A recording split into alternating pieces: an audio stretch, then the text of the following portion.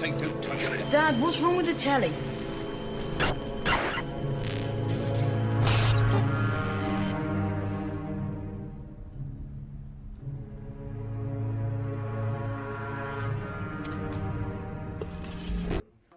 These brainless people in uniforms with sticks and terrified. Or you can do this. Eh? It's just a different perception of the same situation. The only way we can be controlled en masse is if we comply, to use this American word that keeps getting repeated, if we comply with what we're told we must do. If someone is in the parliament and they come out and they say, we've had a discussion and we've decided this is going to happen, if the people in enough numbers say, no, it's not, where's the power? The power is in acquiescence. Oh, well, I don't agree with it, but I suppose we had better all do it. It's the law. Why? If it's unjust, if it's controlling, if it's suppressing. Because this tells the story, this. The pyramid, where do we look at in the pyramid for power? We look there at the top, where the eye is. Oh, there's the power in the pyramid. That's what we see in these structures. But look at it. They, few, are up there because these silly sods in vast numbers are here holding that up. When we walk out and say we're not complying with our own slavery any longer, there's a massive crash and that comes down. Because we, the people, are holding up the edifices of power that are dictated to us from the few from the top. These edifices of power are nothing more than a house of cards, which we are holding together. When we say, I'm not holding this card together anymore, I'm not acquiescing with my own slavery, it's over. And change must take place, and that's what consciousness is going to bring. Simple example, in Britain today, they're fining people about £200 for putting their trash can out on the wrong day or in the wrong place. 200 quid.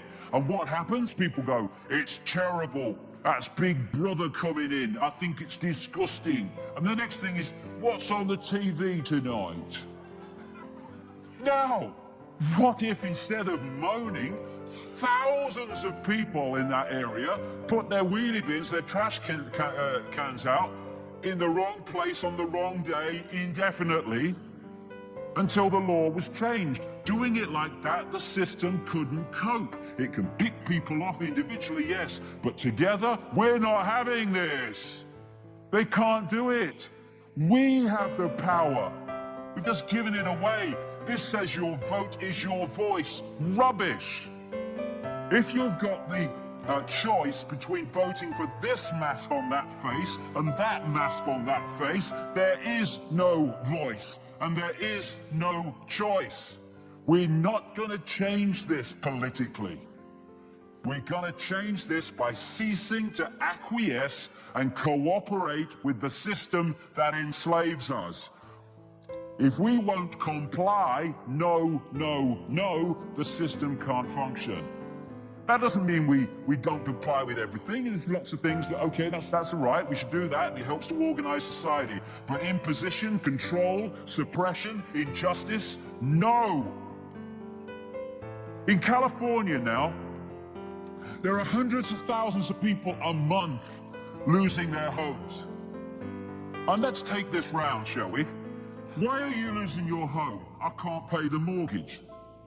I can't pay the bank. Why can't you pay the bank? Because there's been an economic depression and we've lost our jobs. Who caused the economic depression?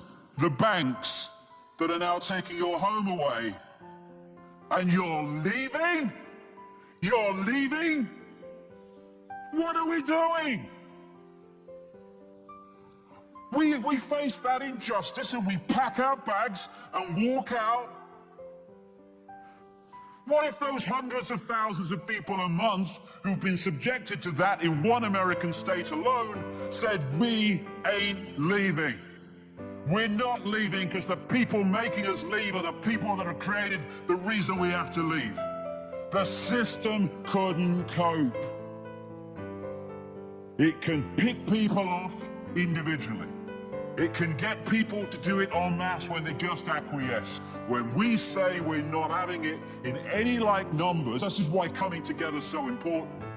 The system is impotent. It has no power. You must have compulsory vaccinations. No, no, no, not having it. Look what happened last year. All this hype about the swine flu. People said no. What happened? Nothing. What they wanted to do was not possible. Then they're trying to do it another way this year. You must do what we say, dark suits tell us. No. No, no. We will not acquiesce with our own slavery anymore. It's what I call the non-comply dance, where we dance to a different drum, we dance to a different beat. We're no longer little me taking it from this edifice of apparent power. We're deciding our own destiny, our own lives. I am all that is. You cannot grant me my freedom, nor can you take it away, because I am freedom. You in a dark suit think you can take my freedom away? Are you kidding? What would infinite consciousness do? What would infinite consciousness do in the situations we face? Well, this is what it will do. If it's not right, don't do it. If it's not true, don't say it. And you know what would change this world overnight? And this is where consciousness will come in and do this. Is if we made decisions based not on this perceived what is right for us in the situations we face every day, but we said, what is right? What is the right, just, and fair thing for me to do in this circumstance that I face? Because of the control system and the way we perceive and survival and me, what we're doing all the time in these situations, we're saying, what is the best thing for me here? What are the consequences for me? And so we're making decisions all the time, not based on what is fair and right and just, but what is best for us. And that's why we live in the world we do. If we change that, and we say, what is right and just and fair, that's what I'm going to do. Okay, I might not make so much money as I would if I did what was right for me, the best for me. But it's right and it's just and it's fair. Society would transform. If we want a world of peace, we need to be peaceful. It sounds trite and simple, but it happens to be true. If we're all peaceful with each other, we're in a world of peace. If we're all kind to each other, then we're in a world of kindness. We have the power. You know, we complain about wars, and yet we argue and fight among ourselves, which is just an individual version of the collective thing we call a war. When we change, the world must change. This is why consciousness, the expansion of consciousness, is going to transform this world, because it's going to bring out a totally different perception and interaction and sense of values. As Martin Luther King said, cowardice asks the question, is it safe? Expediency asks the question, is it politic? Vanity asks the question, is it popular? But conscience asks the question, is it right? And there comes a time when one must take a position that is neither safe, nor politic, nor popular, but one must take it because it is right. And that's the consciousness shift that is going to change this reality from what it is to what it's going to become, and is becoming among many people. And it's the revolution of perception. The perception that says, hey, I am a lion. I'm not a lamb. I'm not little me. I'm something greater than I ever understood that I was. I'm not that. I'm that. I'm that. I am the lion, not the lamb. I have control over my own destiny. I will take that control. And when people do that, miracles become possible. Society cannot function as it has functioned so far when we shift our consciousness. There has to be a system failure in the vibrational, therefore digital, therefore holographic world.